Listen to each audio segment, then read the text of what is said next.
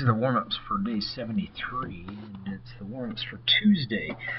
So they look pretty much the same as they did on Monday, and the first question has a graph, just like Monday's did as well. And so it says that the graph shows the time and distance and walked.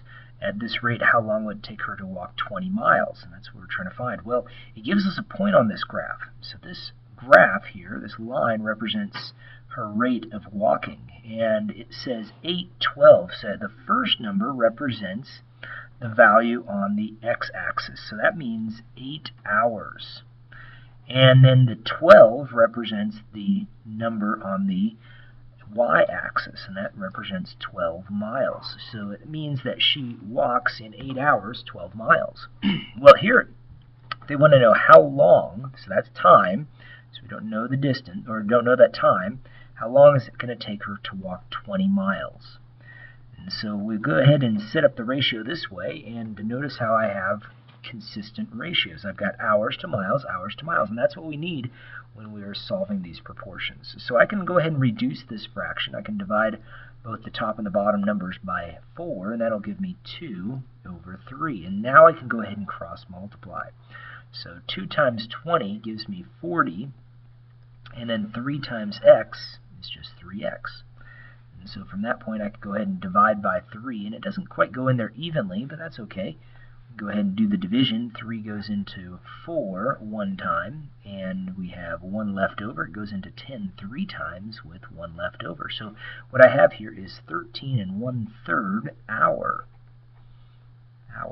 And I could write that as 13.3 repeated, or even 13 hours and 20 minutes, because 1/3 of an hour, well, 1/3 of 60 is 20. And so any of those answers would do. The next one asks us to convert a measurement, a unit of measurement. So a walrus weighs 1 6/10 tons. How many pounds does the walrus weigh? Well, what we're going to do is start with the number of pounds in a ton. 2,000 pounds equals 1 ton. So we're going to take that and we're going to write that as a ratio. 2,000 pounds over 1 ton. And notice if I have pounds over tons, that means I need to make sure my next ratio is also pounds over tons. So it gives us 1 6/10 tons. So that's going to go down in the denominator, and it asks us how many pounds that is. So we're looking for that unknown.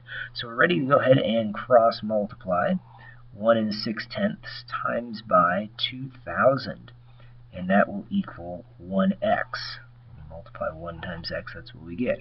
So 2,000 times by 1 6/10, and when we go ahead and multiply these numbers, we end up with 32,000. But we got to move that decimal back 1 space, so that ends up giving us 3,200 pounds equals x. Well, the next one asks us to tell whether the figures are similar. Well, yesterday we saw that in order for them to be similar, we need the corresponding angles equal and corresponding sides proportional. So always the first thing I look for is the corresponding angles. So let's look at this 120. Well, this one must go with one of the bigger angles, but this one's 140. So right away, without doing much work, we see that the angles are not equivalent. So we could say it's not similar. And the reason it's not similar is because the corresponding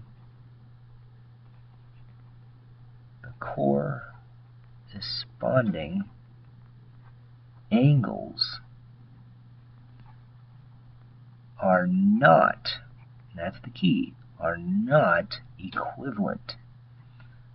So that's the first thing I always look for when I'm determining whether figures are similar or not, is looking at those corresponding angles, because there's no work to do, it's just looking at the numbers. And if that was the case where they were the same, then we'd have to compare the sides. And we saw yesterday where we had one set of figures that was similar because the corresponding angles and corresponding sides were, corresponding angles were equal and the corresponding sides were proportional. The next problem is going to ask us to find an unknown length. So we want to find this one right here, x.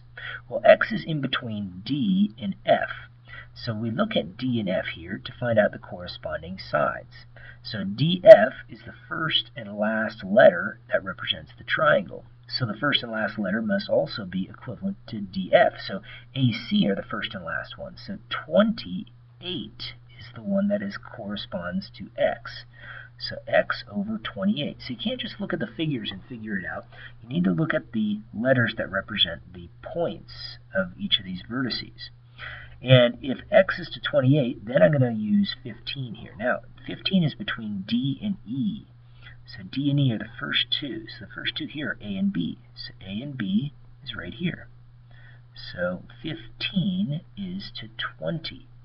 So this one here, I'll box it this time, is corresponding to 20. And so now I can go ahead and set those equal to each other. Now before I go ahead and cross multiply, I'm going to reduce. So I'm going to divide this by 5, and I'm going to divide this number by 5 as well. And now I'll go ahead and cross multiply. 3 times 28. And so 3 times 28 equals X times 4. So when I multiply these two numbers, this makes 24, carry a 2, 6 and 2 make 84, and then we've got 4x. So now I go ahead and divide, dividing by 4 on both sides, and 4 goes into 84. Well, 4 goes into 8 2 times, 4 goes into 4 1 time. So 21 feet is the answer for number 4. And the next one says, on a scale drawing, a tree is 6 75/100 inches.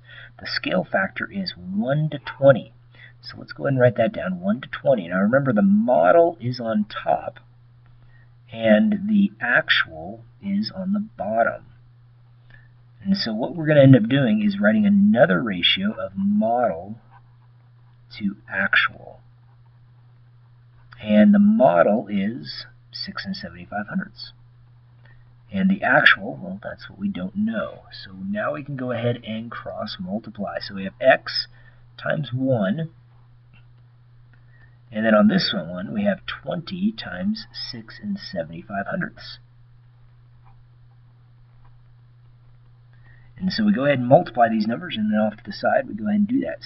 20 times by 6.75. Notice I put the 20 on the bottom because it's easier to multiply by a 2-digit number than a 1. Well, 0 times a number does just make 0, so I'm going to start by adding a 0 and then multiplying. So that makes 10. 14 and 1 make 15.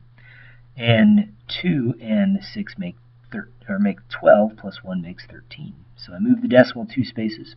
There it is. X equals 135 inches. Well, looking at our next one, it says that a 4-ounce serving of tuna fish provides 24 grams of protein.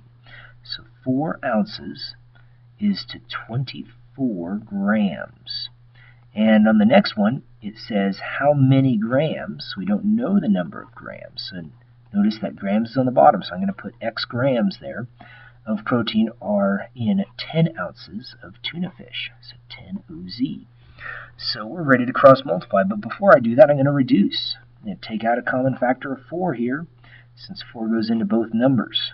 So this leaves us with a 6, and this is a 1.